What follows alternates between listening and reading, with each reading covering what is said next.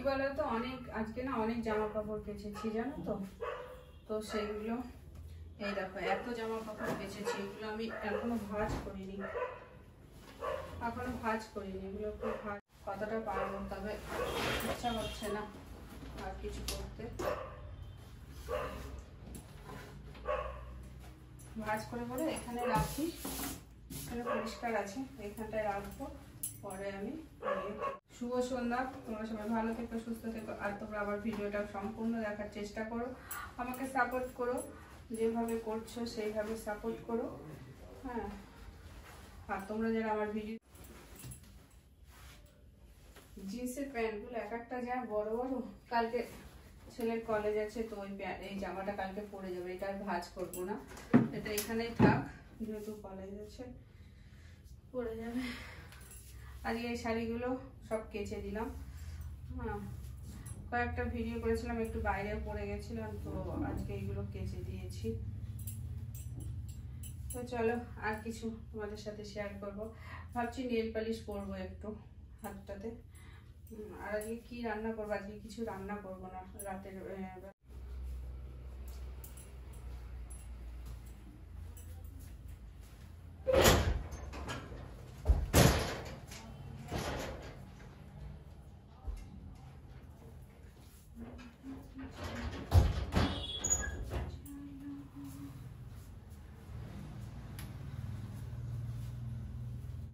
ওই জামা কাপড় যেগুলো আছে না, এগুলো আমি পরে ভাঁজ করব, তো এখন আর ভাঁজ করব না।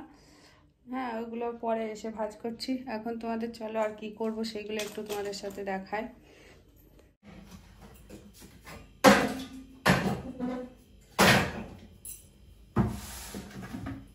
আটা নিয়ে এসেছিলাম, আটাটা ঢালা হয়নি। আটাটা ঢালা হয়নি, এখন দুপুরবেলায় নিয়ে এসেছিলাম, বাজারে গেছিলাম, অনেক কিছুই বাজার করছি, তো ভাবলাম এগুলো সন্ধ্যাবেলাতেই করবো, তো সেই জন্য আর তখন আর কিছু করিনি।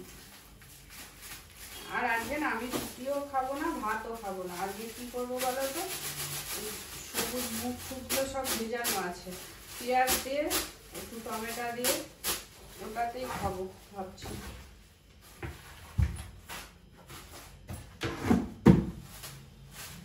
দেখো এই কাঁচা কুমড়োটা, এই কুমড়োগুলো খেতে খুব ভালো লাগে। কাঁচা কুমড়োটা নিয়ে এসেছি, এখানে হেলেঞ্চা শাক নিয়ে এসেছি। তোমরা জানি না কারা কারা চেনে হেলেঞ্চা শাক, এগুলো খেতে বেশ ভালো লাগে, এই হেলেঞ্চা শাকগুলো। ডাঁটিগুলো একটুখানি কেটে ফেলে দিই। হ্যাঁ, এইগুলো আমার টবে একবার লাগিয়েছিলাম, হয়নি, না হলে পরে বেশ ভালো লাগে। আসলে এগুলো টবে তো এত কিছু, মানে ব্যালকনিতে এত কিছু হয় না, আর জমিতে হবে না। জমিতে হবে না কেন, ওইখানে সেরকম কোনো পজিশন নেই লাগানো যেখানে জল থাকবে সবসময়। জল না হলে এই হেলেঞ্চা শাক হয় না।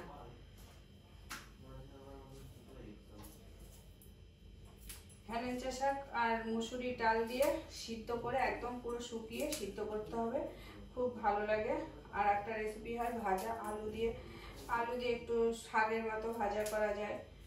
এখন যে যেরকম খায় ওরকম করে, তো আমি ওরকম করেই খাবো। জানি না, খেতে ইচ্ছা করলো সেই জন্য নিয়ে আসলাম। অনেকদিন ধরে ভাবছি হেলেঞ্চা শাক খাবো, নিয়ে আসলাম।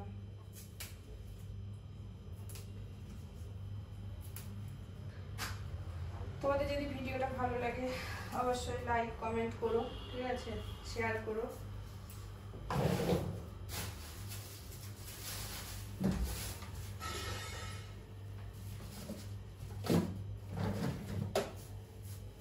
এর মধ্যে রেখে দিই, বুঝেছো, এটার মধ্যে উচ্ছেও আছে এর মধ্যে। আর এই কুমড়োটা দিয়ে উচ্ছে সিদ্ধ করবো, করে তাই দিয়ে খাবো।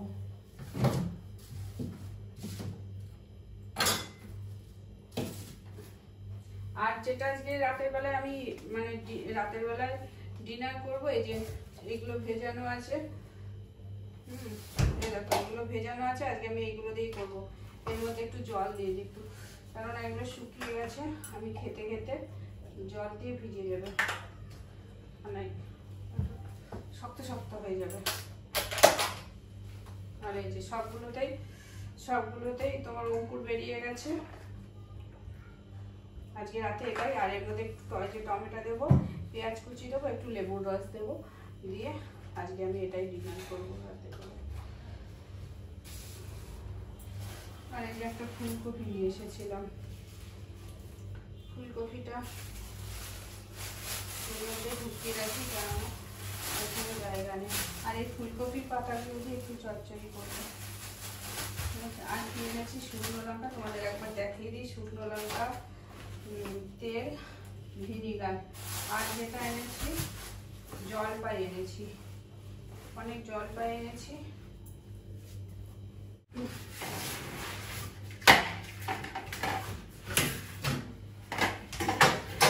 দেখেছো কোথায় কি রেখে দিই, কেননা জায়গা নেই তো, তাই জন্য কি করবো। এখানে আছে জলপাই আছে, আর বরবটি আছে, আদা আছে। বরবটিগুলো আলাদা করে রেখে দিই, জলপাইগুলোও রাখতে হবে। আর রাতে কিছু রান্না করব না। তোমাদের সবাইকে গুড ইভিনিং, তোমরা সবাই মানে আর গুড নাইট বলে দিলাম।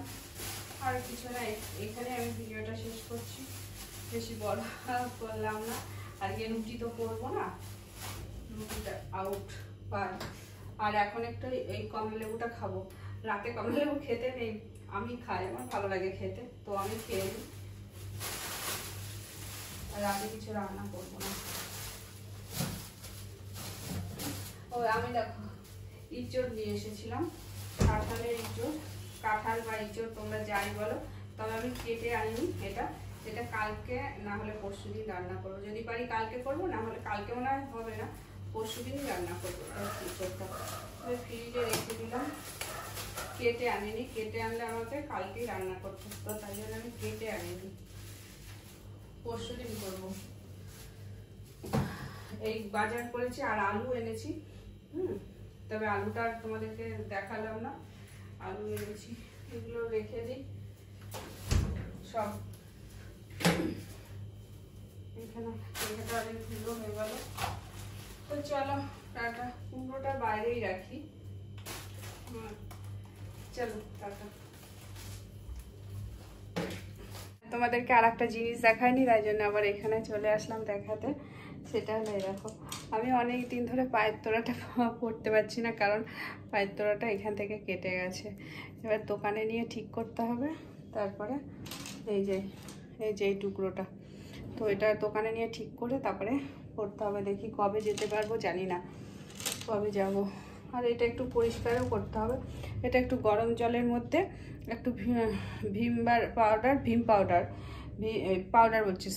ভীম লিকুইড দিয়ে, গরম জল করে ভীম লিকুইড দিয়ে ভিজিয়ে রাখবো।